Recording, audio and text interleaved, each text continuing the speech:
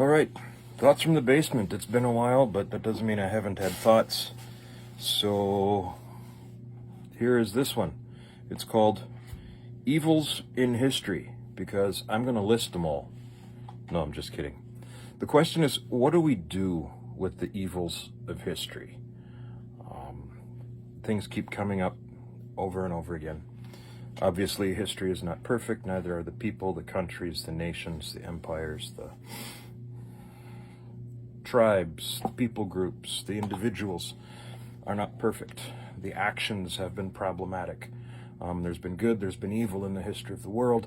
The question is, how do we deal with that? How do we approach evil in the past?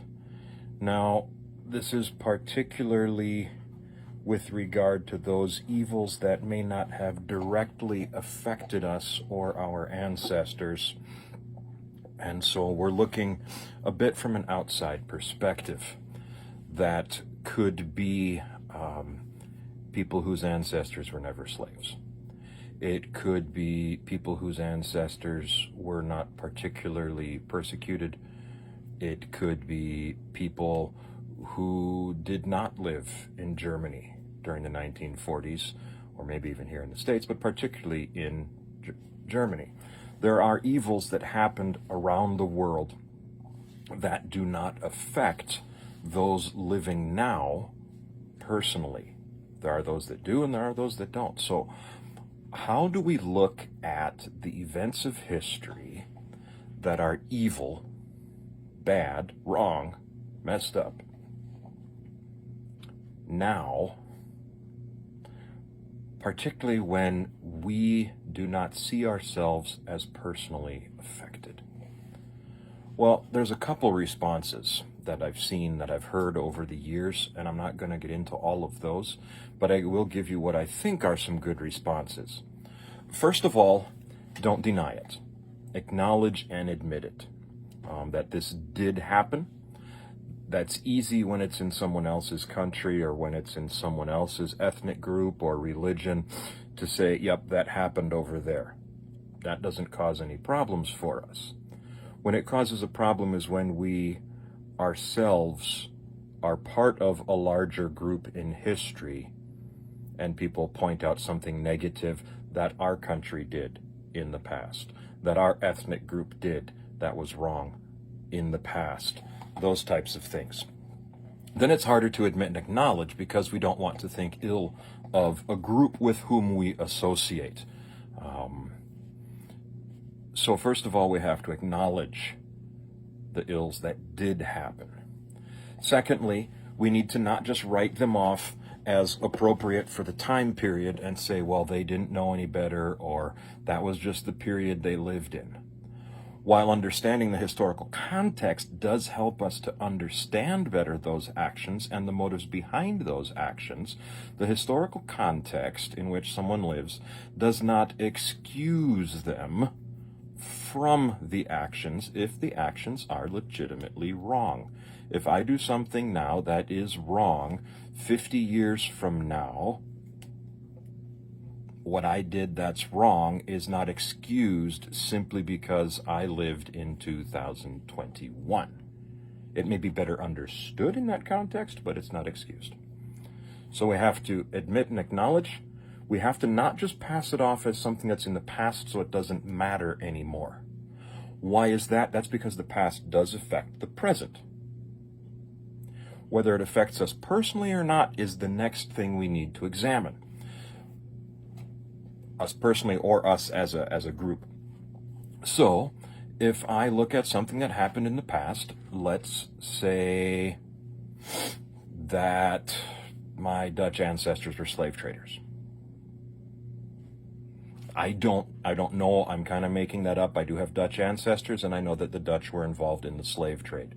So whether direct ancestors or not, it's possible that if you trace back far enough, some of my relatives could have been slave traders. Let's just say I find that out for sure, and I find out that my great whatever was a slave trader. I have to admit it. I have to acknowledge it. Then I have to say, no, I've never traded slaves. I've never owned a slave, so I am not guilty of that. But am I impacted by that event? Do any of the attitudes, do any of the beliefs of my ancestors get passed down to me? Have they been passed down? I do not believe that slavery is a good thing. I do not own slaves. But are there any vestiges of that attitude, of the attitude of treating people as less than human, that's been passed down? And if we're talking about the American slave trade, then we're talking about slaves from Africa. And so then I have to examine myself and say, even though I wasn't involved personally in this historical event, does that historical event affect me? Sometimes it's going to be obvious, because we can point to our ancestors who were affected directly by something. For example, the Holocaust, or African American slavery. People have ancestors who were involved in that. So there's a direct event. With others of us, some events do not affect us directly. In that case, we examine ourselves to find out, has it affected us in any way at all, in my beliefs, in my views, in my attitudes towards other people? And be open to learning about that. Don't just cross it off and say, no, it hasn't, but be open to learning about that so we can adjust our attitudes to be more loving to our neighbor if that's necessary. Lastly, while we don't constantly want to bring up negative history, we do have to understand that negative history needs to be brought up from time to time in order to humble us who think that we and our people are just always fabulous and that there are no negatives, and in order to reconcile, which is what Christ came for. That's part of the purpose of Christ's coming, is to reconcile all things with himself, so that we can reconcile with those who have been harmed, who are still suffering in some way, shape, or form because of what was done to ancestors. That could be ourselves, that could be others. If we ourselves are directly affected by something that happened to our ancestors or ourselves, we also need to look at that and say, what is an appropriate response? How do I work through this? How do I learn to forgive and to move, to understand that this is a part of myself and my history, but that it doesn't hold me prisoner? That's what we need to do. Now, there's going to be disagreements on how much we bring up and why should we bring it up. But the goal of bringing these things up should always be towards a better understanding of who we are as people in relationship to our Creator and in relationship to other people. Throughout the Old Testament and the New Testament, the prophets, the true prophets, prayed and asked God forgiveness for their own sins.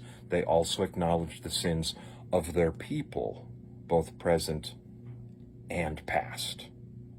We should approach the evils of history with humility, with a willingness to learn and to examine ourselves in our relationships with Creator and with others in view of reconciliation. Thank you. Sorry about the bump.